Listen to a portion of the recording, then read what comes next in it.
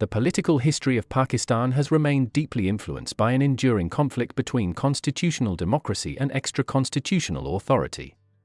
Since the birth of the country in 1947, democratic institutions have repeatedly struggled to consolidate themselves in the presence of powerful non-political forces, especially the military establishment and unelected bureaucratic structures. One of the most significant factors behind this instability has been the judicial accommodation of unconstitutional forces.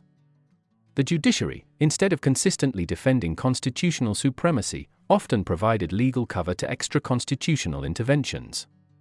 This tendency was further aggravated by the absence of deep psychological consciousness regarding democratic values within society, political elites, and state institutions. Together, these elements created a political culture where democracy remained vulnerable, fragile, and periodically interrupted. A democratic system does not survive merely through written constitutions or periodic elections.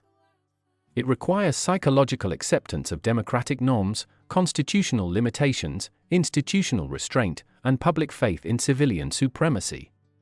In countries where democratic consciousness matures slowly, people often begin viewing authoritarian interventions as practical solutions to political disorder. Pakistan unfortunately developed within such an environment. Whenever civilian governments failed to deliver rapid economic progress or political stability, sections of society welcomed authoritarian intervention as a corrective mechanism. This mentality reflected weak psychological commitment to democratic continuity. The history of Pakistan illustrates that judicial accommodation of unconstitutional forces produced long-term institutional instability. After independence, Pakistan inherited weak political institutions and administrative instability. The early demise of founding leaders such as Muhammad Ali Jinnah in 1948 and Liaquat Ali Khan in 1951 deprived the country of stable democratic leadership during its formative years. Political parties remained personality-oriented rather than institution-oriented. Feudal influence, provincial tensions, bureaucratic dominance, and economic uncertainty weakened democratic culture before it could properly mature. In this atmosphere, the military and civil bureaucracy emerged as the most organized components of the state. The judiciary gradually became a critical actor in legitimizing unconstitutional transitions of power. The first major example emerged after the imposition of martial law by General Ayub Khan in 1958. Pakistan's Supreme Court, under Chief Justice Muhammad Munir, validated the coup through the famous doctrine of necessity in the State versus Dosso case. The court argued that a successful revolution or coup automatically became a legitimate source of law if it effectively controlled the state machinery. This judgment proved historically transformative and politically damaging. The doctrine of necessity became one of the most controversial judicial concepts in Pakistan's constitutional history. The problem was not limited to one judicial decision. Similar accommodation appeared repeatedly across decades. General Yahya Khan's rule after 1969, General Zia-ul-Haq's coup in 1977, and General Pervez Musharraf's takeover in 1999 all received varying degrees of judicial acceptance or delayed resistance. In the Nusrat Bhutto case, the Supreme Court again validated martial law under General Zia-ul-Haq by invoking state necessity. Later, Musharraf's military takeover was also legitimized by the judiciary under similar reasoning. This repeated judicial accommodation produced profound constitutional consequences. First, it weakened the doctrine of parliamentary sovereignty and civilian supremacy. Second, it encouraged unconstitutional actors to believe that legal validation could eventually be secured after seizing power. Third, it undermined public trust in judicial neutrality.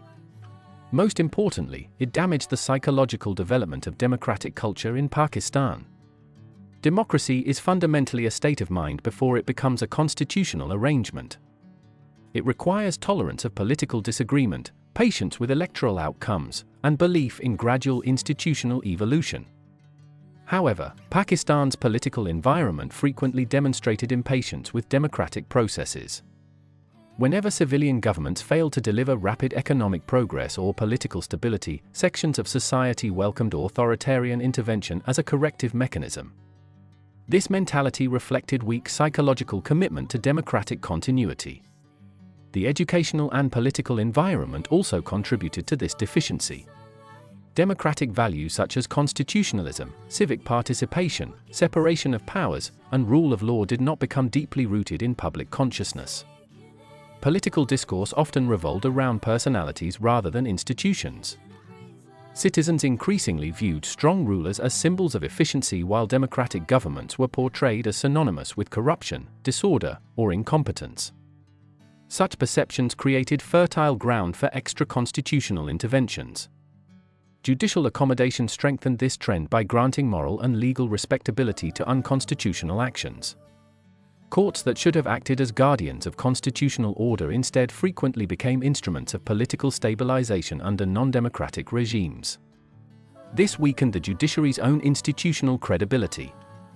Instead of functioning as an independent constitutional shield, the judiciary was often perceived as adjusting itself according to prevailing power realities. Another important factor was the colonial administrative legacy inherited by Pakistan. British colonial governance emphasized centralized authority, bureaucratic discipline, and executive dominance rather than participatory democracy. After independence, many of these institutional habits continued. The bureaucracy and military retained organizational superiority over fragmented political parties. The judiciary, instead of challenging this imbalance, frequently adapted itself to dominant power structures. General Zia-ul Haq's period from 1977 to 1988 particularly intensified this phenomenon. During this era, constitutional amendments, political engineering, controlled Islamization, and suppression of dissent transformed Pakistan's political culture. Judicial validation of authoritarian rule during this period further normalized the idea that constitutional interruption could coexist with legal legitimacy. This deeply affected democratic psychology for future generations. However, Pakistan's judicial history is not entirely devoid of resistance. Important moments of constitutional assertion also emerged. The lawyers' movement of 2007 against General Musharraf's emergency rule became a historic democratic milestone. Lawyers, civil society activists, journalists, and political workers collectively resisted executive interference in judicial independence. The restoration of Chief Justice Iftikhar Muhammad Chaudhry symbolized a renewed demand for constitutional supremacy and judicial autonomy. Similarly, in the Sindh High Court Bar Association case in 2009, the Supreme Court declared Musharraf's emergency unconstitutional. This decision partially reversed earlier traditions of judicial accommodation and represented an attempt to restore constitutional principles. Yet despite such progress, the broader political culture still struggles with democratic inconsistency. Pakistan continues to face tensions between constitutional governance and institutional interventionism. Political polarization, weak party structures, corruption allegations, media manipulation, and governance failures periodically revive public frustration with democratic systems. In such conditions, unconstitutional forces often find indirect social acceptance. This demonstrates that democratic consolidation requires not only constitutional safeguards but also psychological transformation within society.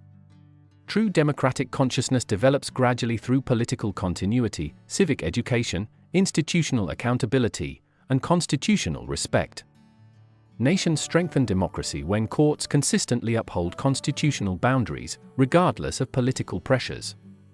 The judiciary must function not as an instrument of expediency but as the final guardian of constitutional morality. The history of Pakistan illustrates that judicial accommodation of unconstitutional forces produced long-term institutional instability. By legitimizing extra-constitutional interventions, courts had weakened democratic evolution and encouraged political discontinuity. This tendency was further aggravated by insufficient psychological commitment to democratic norms among political actors and society at large. Ultimately, sustainable democracy cannot emerge merely through elections or constitutions. It requires collective national belief in constitutional supremacy, civilian authority, judicial independence, and institutional restraint. Until democratic consciousness becomes deeply rooted within Pakistan's political and social psychology, the tension between constitutional governance and extra-constitutional influence may continue to challenge the country's democratic future.